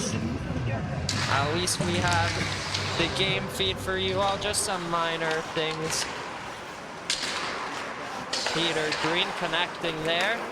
It's Levi Miller. Now Rogeri. Don Rogeri looking to make himself known. Left circle shot deflected into the protective netting. So face-off coming up in Tech's defensive end. If you're the Citadel here, what adjustments do you have to make? You're down 6-0. Anything in particular, Patrick, you think they can improve on? I think it's a tough one, really. I mean, it's unfortunately, the Citadel just seems to be a little bit outgunned by our Georgia Tech Yellow Jackets here. So maybe some adjustments you make are maybe try to play a little bit better defensive posture, maybe take a lot of small wins, right? So maybe a goal counts for a little more for the boys in the locker room and that kind of thing. Yeah, for sure. They did a really good job at the end of the first period. We'll see if they have a little push here at the end of the second. Yeah, here's a time where you probably switch from maybe trying to win the game to maybe trying to keep the game close or maybe trying to get a few small wins for the boys. So, or else it's going to have to be a very long drive home back to North Carolina. They had a good weekend against UCF, winning that second game 1-0. Persana's backhand period. There's a shot from King and a pad stop from Carafiello. But the following weekend slate, they played the College of Charleston and dropped those games 7-2 and 8-2. So the results, their deficit's just getting bigger and bigger. Want to get at least a moral victory here, keeping this one close. Start to feel good about yourselves after this weekend is over. Off the glass, hops over the stick of Cuff as Sean Connolly tries to win it free. That's Persana on the backhand, now Cuff. Skates with it himself. Beautiful deke to pull it through two Yellow Jackets. Now Zitkovic right circle, shot deflected wide from King, and Graf is gonna pounce on that free puck. Yeah, certainly. What would you like to see out of the Citadel team in the next period and a half? Well, I've said earlier, one thing that I really think they should try to do, don't just be content to flip it into the neutral zone and just get a safe clear. At this point, maybe the game's a bit out of hand, but if you want to start getting on the board, you need way crisper outlet passes, breakout passes, and see what you can do there on the rush, but they're not even giving themselves an opportunity to do that most of the time. Yeah. I will say, though, I think positioning is a key point of this hockey game, and it seems like the Citadel is frequently either spread apart or too close together, so hopefully they can also make those adjustments necessary. You saw there talking about some bad positioning. They let Dorcas wide open back door, but unfortunately for him, he was on his forehand on the right side, so not the easy tap and tight angle shot it turned into. Yeah, it's one of those where you kind of feel really bad for your goalie because you just let that slide through. You're like calling it be there on that soft side there. Lombardo will direct it towards the net of Graf, and he'll hold on to that one with 1:35 to go in the second period.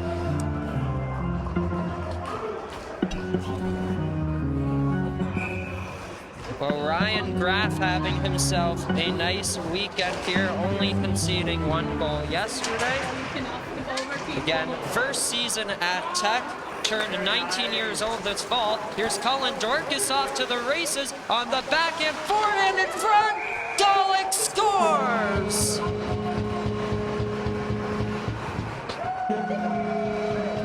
Good barrier by Golick. I mean, it's one of those where he didn't keep going. He stopped right where he was supposed to, and he was there, right there for the pass.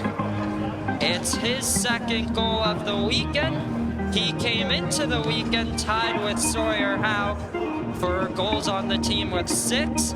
Of course, Howe pulled away a little bit yesterday with the 4 of his own, but now make it for Golick against the Citadel. It's really no surprise that Golick is one of the highest scoring players on the team, because he's a guy who plays a style of hockey that I really like, right? He's gritty in the corners, but he can also shoot the puck, and he's always been an outstanding person every time I've talked to him. He actually helped us build the mount that we're currently standing on right now, so very happy to have him on the team. Yes, an excellent friend he is. Absolutely. What a great project that was. We had pretty good time, as here's Bro Jerry. I learned a lot about some construction stuff. Had really not much experience at all going into that, but you were a great leader. Yeah, I mean, it was a great time. I had a ton of fun, and my first time ever leading a project like that, I really ever making something up on my computer and then making it in person. And now we have this amazing vantage point for you all at home.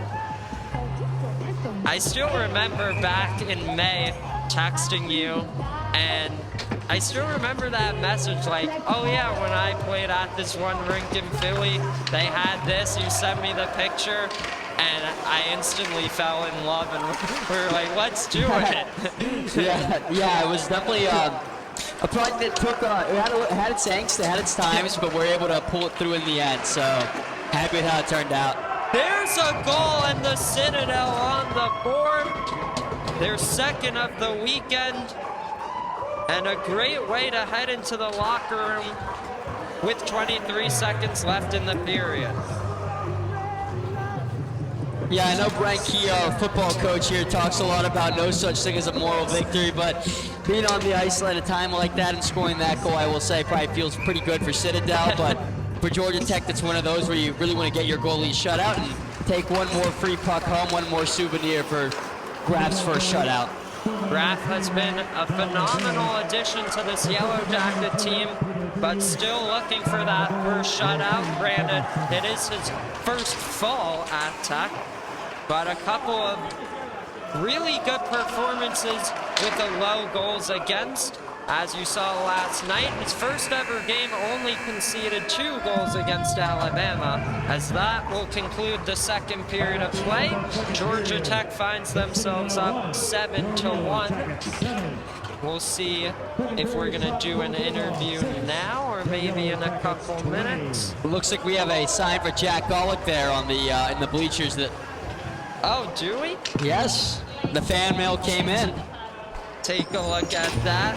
His fans seem to travel well. I can't quite catch what's on there, but I'm sure it's something quite nice. He says, they say faster than Mach 1. Ah, okay. I think that might be an allusion to the Supersonics club that he's in here at Georgia Tech. Must be, must be.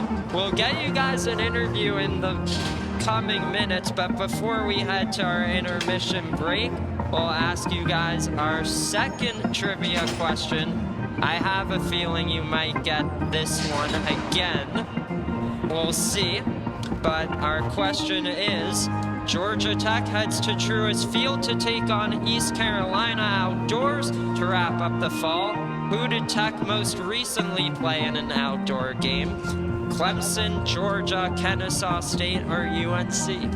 Oh, I know the answer to this one. I don't quite want to give it away, Sterling, but I do have fond memories of that game, and one of the pictures is still my lock screen on my phone. Oh, awesome. Well, sounds like you might have it. We'll see if you all at home do. For now, we'll cut to our intermission video, and we'll hopefully see you in a couple minutes for an interview. Craving real home-style barbecue that's just a short drive from campus? Meet Community Q in Decatur, your new go-to spot for mouth-watering sliced brisket, St. Louis-style ribs, and all your barbecue favorites. From legendary mac and cheese to black-eyed peas, every dish is made fresh daily, with leftovers donated to the food bank. They're open Wednesday through Sunday, 11 a.m. to 8 p.m. Swing by or order ahead to guarantee that your barbecue wishes are fulfilled. Want to mix it up for your next GT Club meeting or tailgate? Community Q's Catering has you covered, starting at just $15 per person for 2 meats, 2 sides, buns, sauce, and utensils. Community Q, always a cut above the rest. Not long ago, many neighborhoods had their own diner where friends and family comfortably gathered for a fresh breakfast or a cup of coffee. Thumbs Up Diner keeps that tradition alive in Atlanta, blending an urban atmosphere with friendly service for a relaxing breakfast and lunch experience. Whether you enjoy their homemade golden biscuits or famous skillet heaps, Thumbs Up welcomes you with diner favorites at prices that always hit the spot. The diner would love to welcome every Georgia Tech student, family member, and fan, so come on down to their convenient location just behind the campus recreation center. For a taste of Southern comfort and classic diner charm, visit Thumbs Up Diner today for a meal that'll leave you smiling and giving a big thumbs up. Beautiful deke around Brent Tinchard, plays it back door, they score!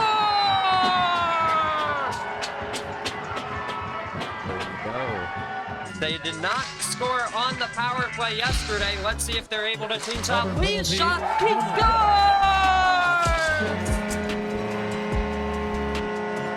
1 for 2 on a power play goal from Joshua Lee.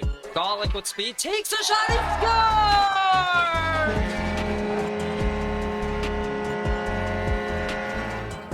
This plays a bit high. Here's a shorthanded break for Ethan Molnar. Molnar on Politis. He scores!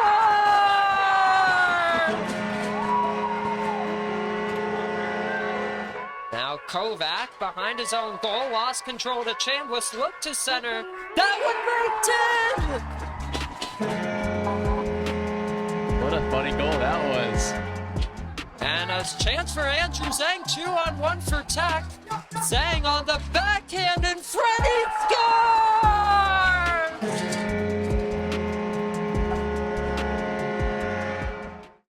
Again, kind of like transfers from the fans onto the ice and onto the bench. Especially, I know against the DJ game, like the band came out, the rec came out. Those are just like super cool experiences I didn't think I'd ever have. And I know this year we're gonna try and get like more specialized, like themed games to kind of make the atmosphere like that every single week, which I'm really looking forward to. Being able to play at the cooler again was pretty cool too, especially with the recent news of it closing down, which is pretty sad. But being able to play there one last time at a new level, at a collegiate level, was a lot of fun. Get to see some hometown friends and some people that I knew from the program. Being able to come out and watch that game at the rink was a lot of fun too. Watching him score coming down the right side of the ice, going to the middle, putting it in the net. I think he got a pass in the slot or whatever it was. It was just incredible to watch. I was super thrilled for him. I mean, obviously we didn't get the job done, but if there's one positive from that night, it was watching him get to score his first goal. This plays a bit high. Here's a shorthanded break for Ethan Molnar. Molnar on Politis. He scores!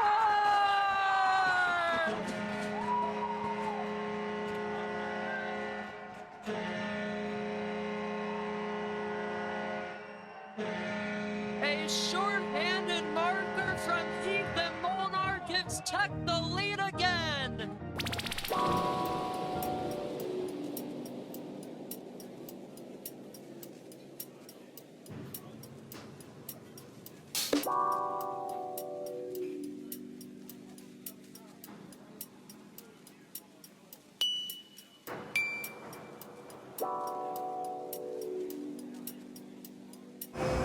Hello everyone, I'm joined by TK today, and he just scored his first career goal. Now the question on everyone's mind is, how did that feel, TK? It feels great to be involved. I've been waiting for this moment, and it's finally come. I'm ready to be more involved in this team, this offense, defense. I'm ready. That's great to hear. What do you think your favorite part is of being a Georgia Tech hockey player? Just the community. I love the guys. The captains are great. It's a family. I'm happy to be here, and I'm looking forward to the next 4 years. All right, yeah, glad to hear. What's one game you're looking forward to the most this season? Honestly, just one game at a time. Like this game, honestly, like every game is my favorite game. Perfect then, TK. Thank you for coming out today. Thank you. Appreciate it.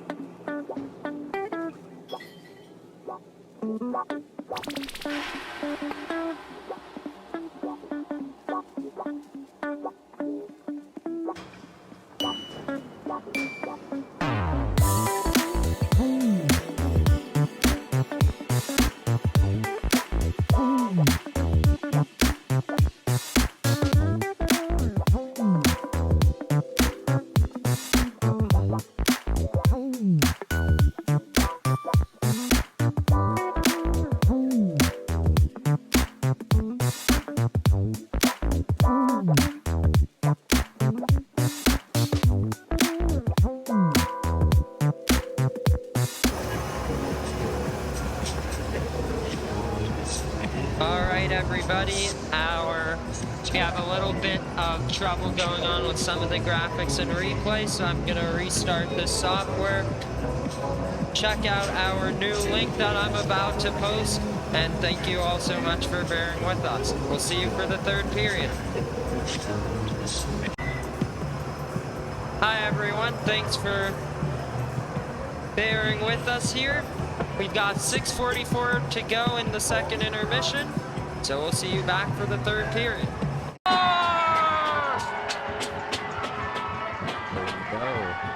They did not score on the power play yesterday. Let's see if they're able to clean up. Lead shot, he scores!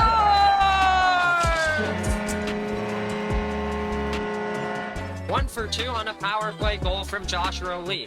Golick with speed, takes a shot, he scores!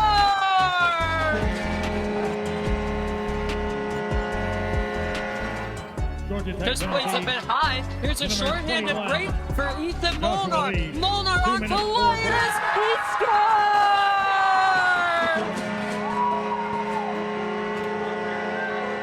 Now Kovac behind his own goal, lost control to Chambliss, looked to center. That would make 10! What a funny goal that was. And a chance for Andrew Zhang, 2-on-1 for Tech. Zhang on the backhand, and Freddie scores!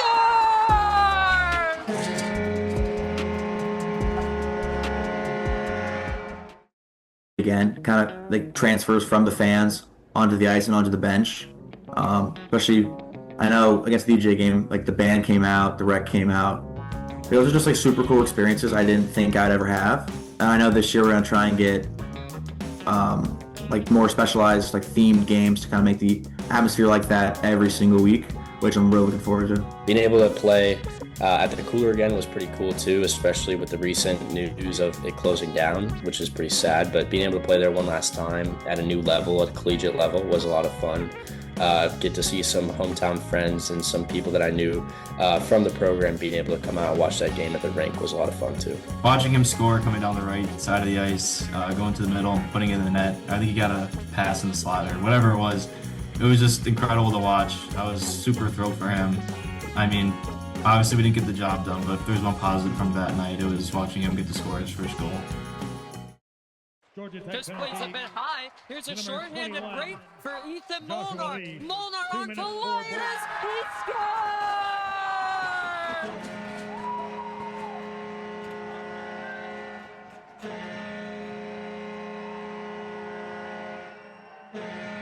A shorthanded marker from Ethan Molnar gives Tech the lead again.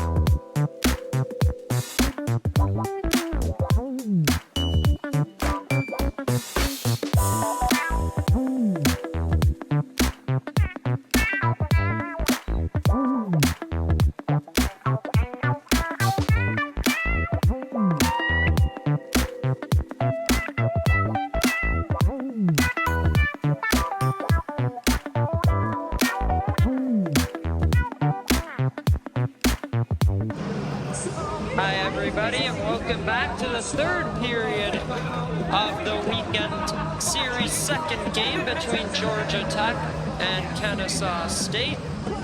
Not Kennesaw State, I don't know why I was just thinking about them. I guess they were an answer to the trivia question that I'll discuss when my partners get back. You see them walking there. But it's a 7-1 game. Georgia Tech out shooting the Bulldogs 35-13. Of course, the Citadel only had 9 shots on goal yesterday. And so, already an improvement thus far tonight with 13.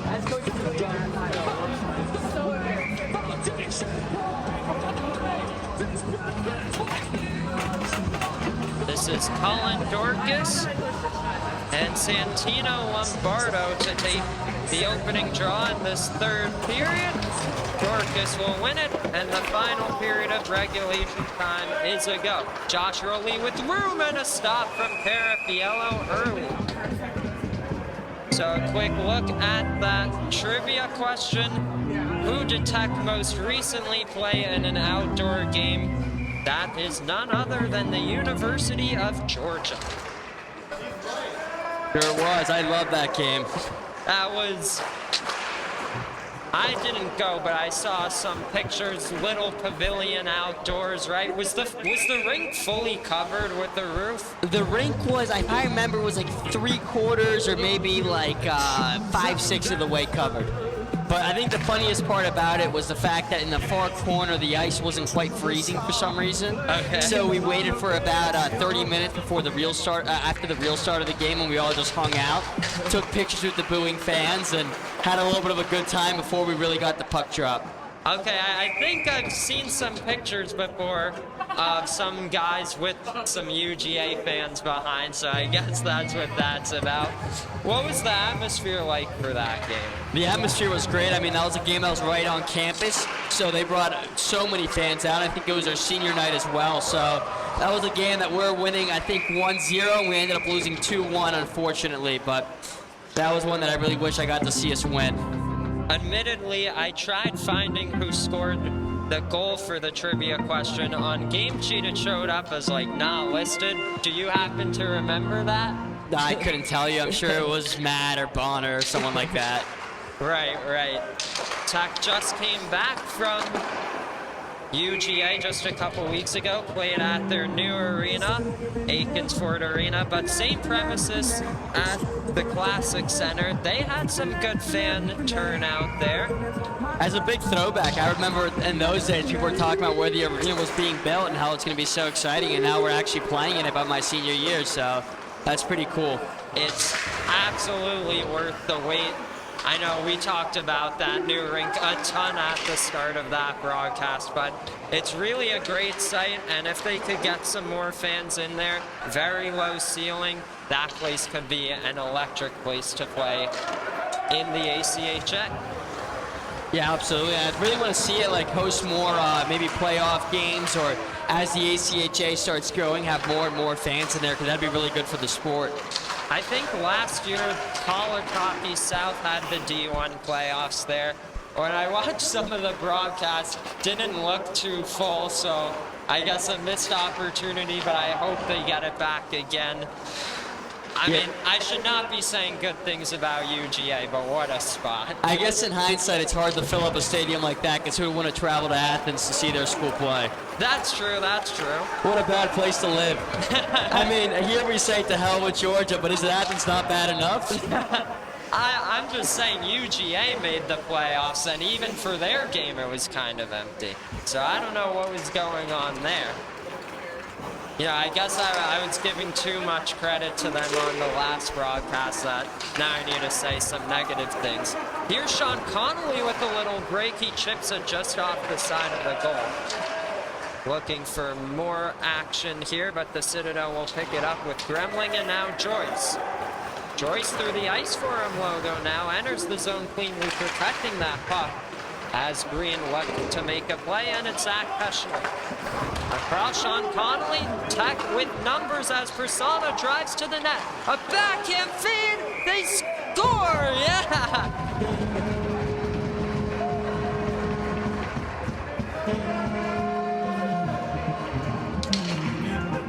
Little hesitation there, but Pranay Persona able to sneak it home for his first of the season. And what a good guy, right? You see his dad's in the corner there. His dad's always there to support him.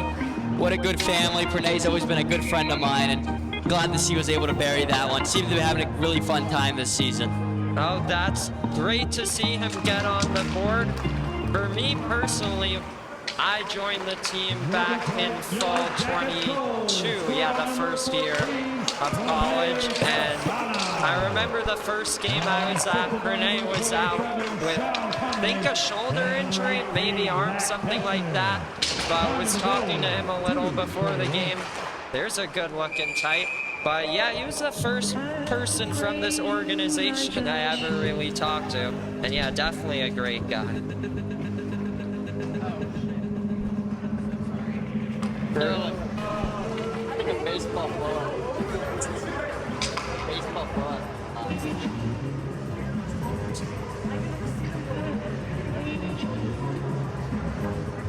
Oh, face off. We're just batted up right now. No, exactly.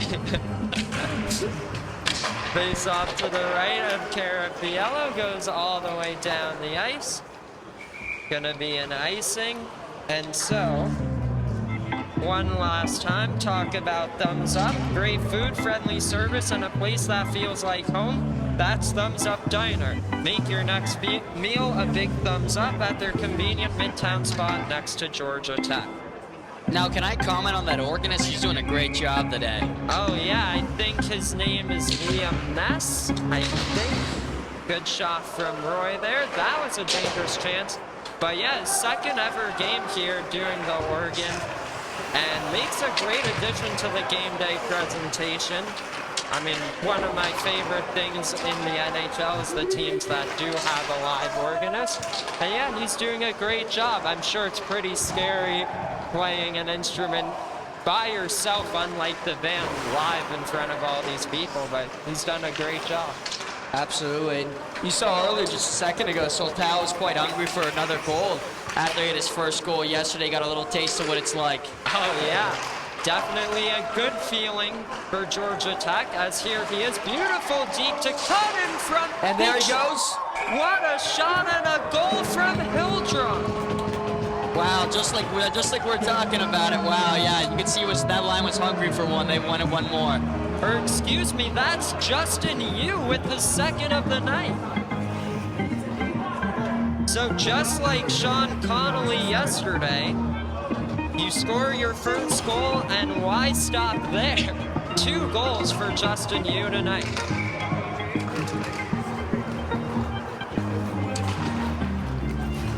I mean, you were just saying that Soltau wanted more, but I guess it's you to find the back of the net again.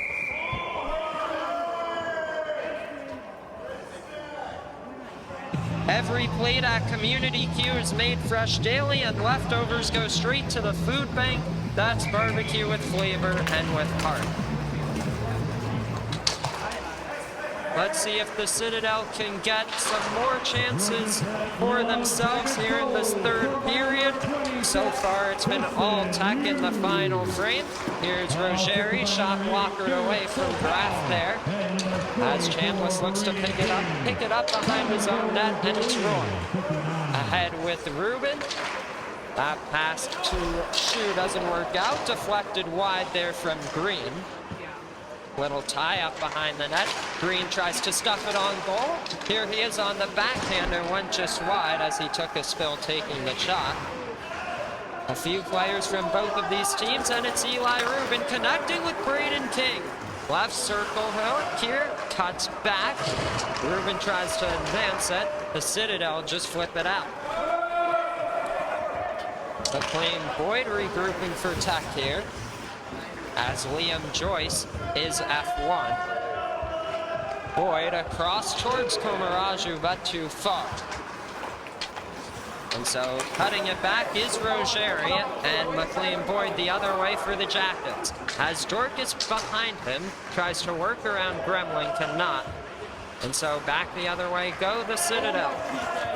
Moving this puck is Willis through central ice, picked up by Golick here, and back in control of Zikovic. Cross ice feed connects with Zach Gremling, and here he goes on the attack. This one's played behind the net of Graf, rimmed around the wall. Zikovic is there, takes a shot from range, gloved and held by Graf. And one last shout out for you guys. Hungry for more than just one of your barbecue favorites? Sonny's Barbecue's Pitmaster Picks lets you choose 2 to 4 meats, 2 sides, and bread. The perfect way to enjoy the taste of tradition. Man, do I wish Sonny's Barbecue was open tonight. That'd be a good place to go to after this big win. You remember when we were building that balcony, we tried to go there. We looked long and far for Sonny's Barbecue. Put it in the map, and the wrong location showed up. Now, as the great partners they are, I did take it upon myself to report that to Apple Maps, so hopefully that does not happen again. Zikovic right over Graf, just a bit too high. What a shot to remind them that the game's still going on here as the Georgia Tech Yellow Jackets start to fall asleep a little bit. Oh yeah, and a great look, but that's when he's gonna want back. Gotta hit the net there. Yeah. Boyd flips that into the far corner. Dorcas battling with Cuff. Pops free towards Molnar. Now Golick tries a little deke around Lombardo. It's Ethan Molnar looking for 4 and a big block in front. Dropping it off to Dorcas here in the near corner. Now Zikovic wraps it around the wall. Golick will get to it and feed the line with Miller. Stepping in, firing, kick save, rebound doesn't work out as Cullen Dorcas was on the doorstep. They try to work around LaRocca, this one into the Citadel bench, and so a stoppage of play. 12:45 to go in regulation time.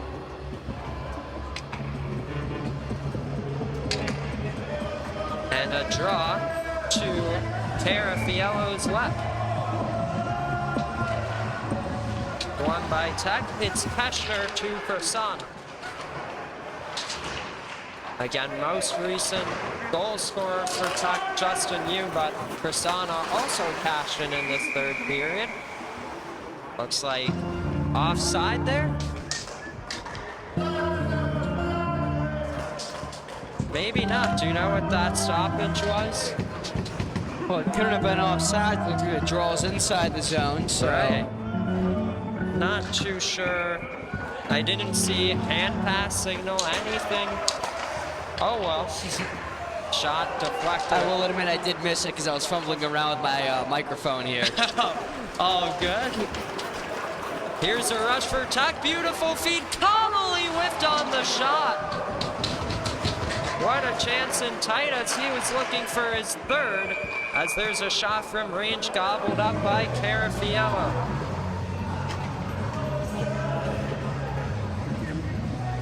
You can see in this third period, I think, the Citadel doing a lot of what's called as bend but don't break defense.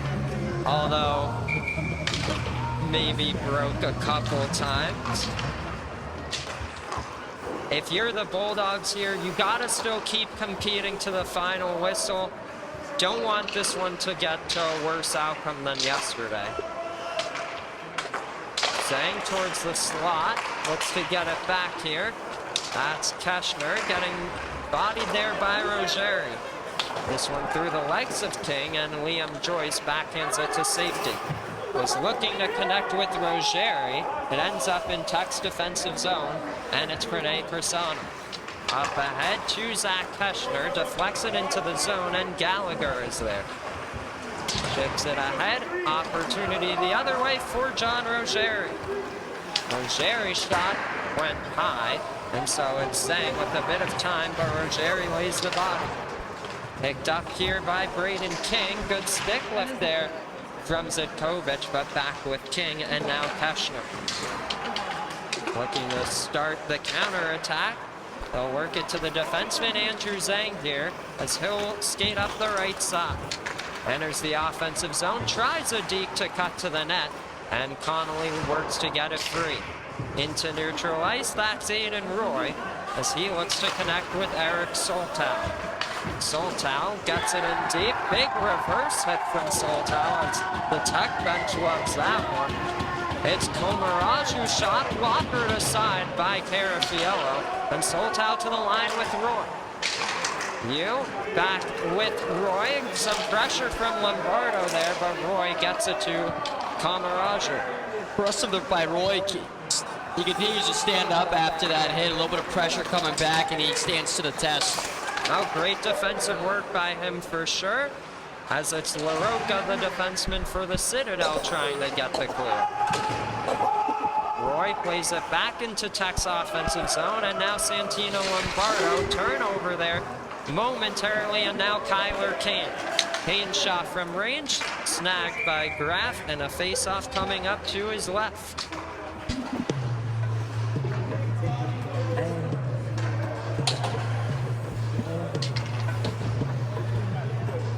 Play maybe slowing down just a little bit here, but 10 minutes to go in the third period. Coming up for the fall semester for Tech, the ACC Fall Tournament next weekend in Washington, D.C., or excuse me, in Virginia. Right by my hometown. Oh yes, that one played at the St. James. Let me guess, I think the town is something with spring. Does that seem right? Springville? I don't know, something like that. It does sound right. That one's going to be broadcasted on the ACC YouTube channel. They're going to make a channel dedicated for this tournament. And then the following week, Tech heads outdoors to take on East Carolina. That one, a huge opportunity for Tech on ESPN+. Absolutely, but I think the best part of it all is I heard rumblings of there being a Rubin family dinner during the game in Virginia. So that's a lot to look forward to there. For sure. There's some weird game times. I mean, what was that like playing Penn State Harrisburg last year at 8 in the morning? You know, it takes you back to when you were a squirt and you had to play all your games at 8 in the morning. So it's not something that I wanted to do after the age of 12, but it's unfortunately something that I had to do that spring. Well, the final game of that tournament for Tech, a nice and early 7:15 start time. So they have 10 p.m. 2 nights before. Can't really get much different of a start time than that. Yeah, I have to agree. It's a pretty weird one out there. But a good opportunity in their first season in the ACC to compete against some new teams. And the Jackets did compete pretty well, even though we had some strange times. We were able to go 2-1 in those nationals, and we actually almost ended up making the continuing on to the next round there after the play-in. Yeah, Georgia Tech was the best team just to miss the cutoff. They missed it due to the goals against being the biggest tiebreaker in that tournament. They needed to concede just 2 less goals to move on, but a very solid performance with 2 upsets. They went into the tournament ranked number 18, took down number 8 Penn State Harrisburg, and then number 13 University of Miami. Cullen Dorcas cannot pull the trigger. That first game was against High Point, and those Panthers turned out to be the runner-ups of the entire AAU. And I honestly think they maybe should have won it just because they were such a good team, such a talented team. That was an impressive performance. I did not watch too much of High Point during that tournament, but it was great to watch the skill they displayed in that one against Tech. Yeah, one of the best passing teams I've played, certainly. Plenty of amazing passing work. Not just on the power play, but also at times 5-on-5, and definitely earned their spot in the national championship game. But those FAU Owls, just so good, they walked away with the AAU championship. Cullen Dorcas down there, slow to get up. Looks like he's all right. Like at first he was grabbing his knee, but he popped up. Oh, looks like we're trying to... Looks like it's both the goalie from last night and the goalie from tonight. Referee's trying to remind everyone to stay classy with 6 minutes and 54 seconds left. There's no reason to start anything crazy here.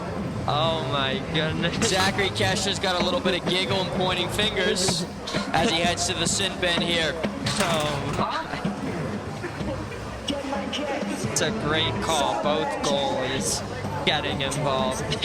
Yeah, right now, I felt pretty proud of myself there, Sterling. I feel like Mike Emmerich up here. Oh yeah, what a debut you're having. Thank you, yeah. Funnily enough, I don't know if you know, but last year playing the University of Tennessee, this year's goaltender for the Citadel is Peter Green. Tennessee walked into game number 2 with Patrick Green. Ah, interesting. So, I don't know if they're related. I'm sure Green is not a super rare. Maybe they're both descendants from the famous Mike Green from the Washington Capitals. Long-time Capital. You see, the one thing I know about Mike Green is that overtime winner against the Rangers. You know, I'm an Islanders fan, so gotta be familiar with the big heartbreaking losses for the Rangers. I think it was scoreless and then back to Green. I will admit, Sterling, you're talking about a game I can't say I remember or have watched. Oh yeah. No, I think it was Mike Green from the top of the zone, one-timer past Lundqvist. Game. I think it was someone that said once that they had written more books than they had read. I think I have played in more hockey games than I've actually watched, unfortunately. So getting both is a penalty. Playoff hockey is really something else. You know, there was a story just a few weeks ago during the MLB postseason where there was a game on, and it looks like the penalty box is getting nice and crowded. We have both Jack Golick and Zachary Kesher sharing the sin bin right now.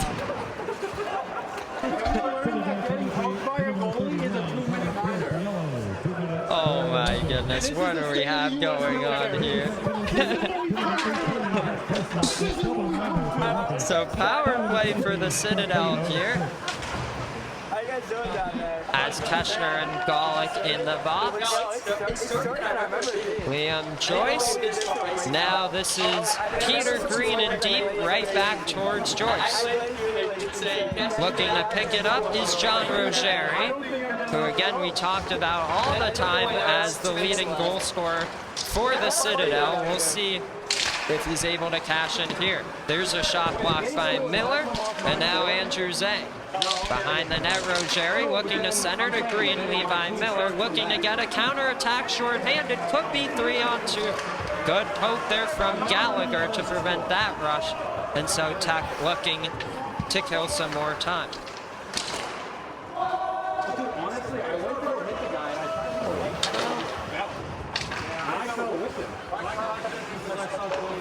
Sorry, what is going on with the scoreboard right now? Lombardo trying to deke around Roy. And that's Kyler Kane to the goal line, reverses back for Kane here. As it's Lombardo at the far corner.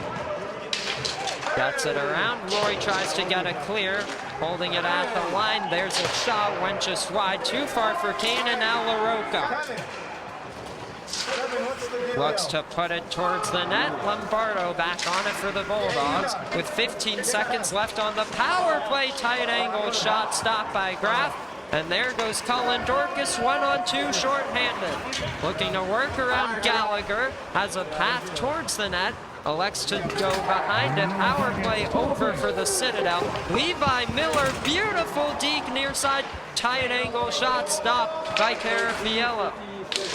What a dancing by Levi. Typically, you're not used to seeing big guys like that be able to move around other people with their stick handling, but what a stick handle there. And a defenseman, no less. Icing call there. reminds me of a Charlie Romey we once had on the team who had really good hands like that, a bigger defenseman who could also move. Oh, yes. Scored his... He scored his first goal in his last game against UGA. It was a really good moment in that third period. Here's to 2-on-1 for the Citadel and Lombardo. Good stop from Graf there with the mask. Looks like Graf's pointing at his mask there. Looks like he's saying maybe there's something wrong with it for the referee.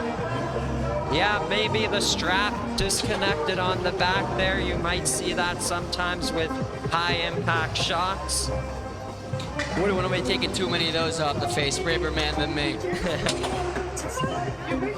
I was just saying, are you into baseball at all, Patrick? Not too much. I like playing it, but I haven't been able to watch too much of it. But why? Well, I'm not really either, but there was a few weeks ago, the MLB postseason was on. It was a Chicago Cubs game on ESPN, and there was something going around the hockey community that the color commentator for that game kind of made fun of the NHL a little bit. And, you know, I want to support the other sports, and I want to see them doing well. It's kind of an uncalled for shot. Now, I have to know, what was he saying? Well, there was an ad read because the game was broadcasted on ESPN. They were saying tune into ESPN's coverage of the opening night. And he said, there's no chance I'm going to be watching that one. I think I do remember that. I think I do remember him saying something along the lines of, yeah. He said, tune in for this. I think he doesn't realize he's on a hot mic, and he says, I won't be going. Yeah, you know what? I don't know if he didn't know he was on a hot mic. I thought he said that with authority, but... I'd like to believe he wasn't. Yeah, we'd like to believe it. You want to support our fellow broadcaster.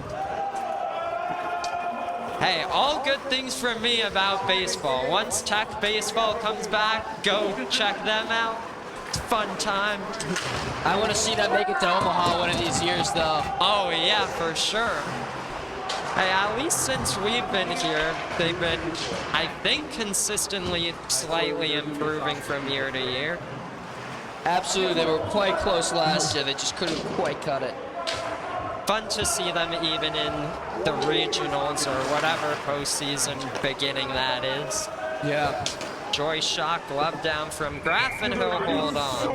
Now, it's a small piece of trivia. Connolly's older sister, she actually played for the Georgia Tech softball team, so it was a family of Georgia Tech athletes there. Oh, yes. You know, we've talked a bunch whenever Tech plays UGA about the Hagen family they have going on there, with Isaac and Truman playing for the hockey team and then their sister volleyball, but we need more coverage of the Connollys here at Tech. Good little piece of trivia there. Forgot about that one. That's Ruben looking in front for Shu. He whiffed on the one-timer. Now Miller, he scores!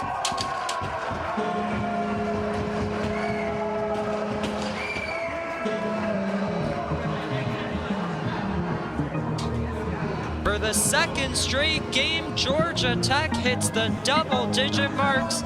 It's 10-1. I mean, that shot was a rocket. That's just, I mean, sometimes you see goals that go in, you say that's one the goalie wants to have back. That's one where it's tough to want to have that one back. That was just a great shot. Oh my goodness. I mean, what is going on? We saw this at UGA.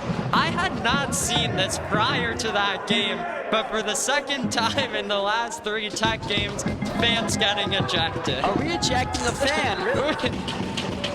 I mean, from what I understand, he's probably the biggest fan. Unbelievable. And he's cheering on the crowd as he steps out. I don't know who that is, but God bless him. Oh my goodness, I didn't even see what he did. I don't know. All I know is he's been kind of loud after every goal. Maybe he was a little bit louder there, and the referees just didn't like it in this game. And you hear Blake now is playing some, the organist is now playing some fun Little tune there, having some fun with it. You know, credit to our music people. I know Blake does it sometimes with his soundtrack, and you heard from Liam there.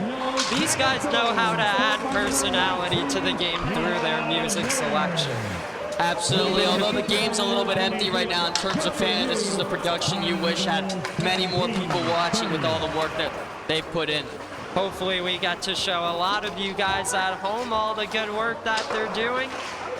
Just 2 minutes to go in this final home game for Georgia Tech of the fall 25 semester. At the goal line, they work it down low towards Soltau. Puck near his stick. Kyler Kane tries to get to it. Miller will keep it in instead as Colin Gallagher back on it for the Bulldogs. Wasn't sure where that puck was, just sent it around the wall. Miller gets it back and slides it across to Roy. There's a shot broken up by LaRocca. Miller lets that puck get into the neutral zone, and he'll elect to dish it to Roy. 1:30 left in this third period. Soltau one-touches it to Hildrum as he looks to get around Lombardo. Zikovic collects and gets it in deep. Andrew Zhang, first one to it. Graff sticks it to him, and he'll start the attack for GT. Zhang around Green here. Justin Yu to his right, slows up at the top of the circle, now slot.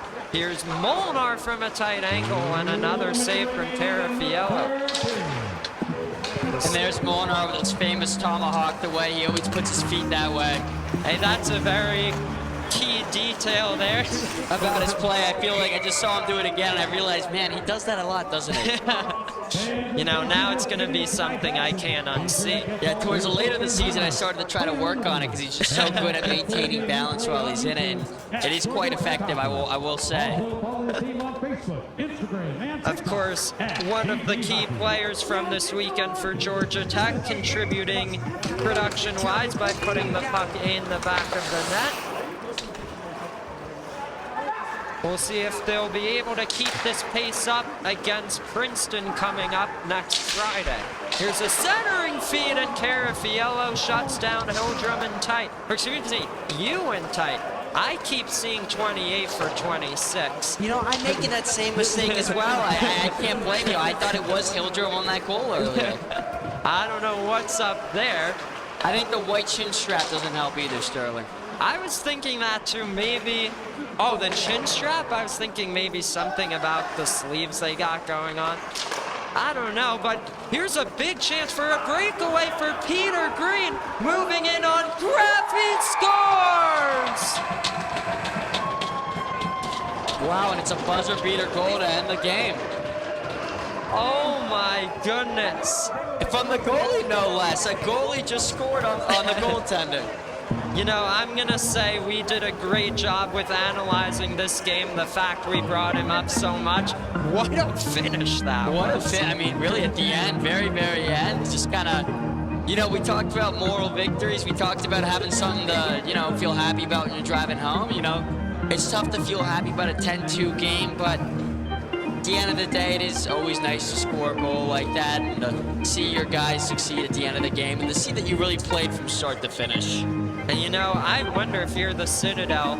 I know you didn't get to see him last night, but the question is, he's so good in goal, and I guess as a forward, where do you want him? I mean, I think clearly you can see his goalie played pretty well. He could stand between the pipes well, and it seems like maybe the team can do just as well with him up top. It's a better performance from the Citadel today, but once again, Georgia Tech takes it in dominant fashion, this time 10-2. Overall, final thoughts from your broadcast debut? It's been a ton of fun. Yeah, thank you all for having me. Yeah, well, thank you so much for joining, Patrick. Thank you all so much at home for tuning in. We'll see you for the ACC Fall Tournament next week. For now, Georgia Tech takes it 10-2. I'm Patrick Sharp saying good night. See you, everyone.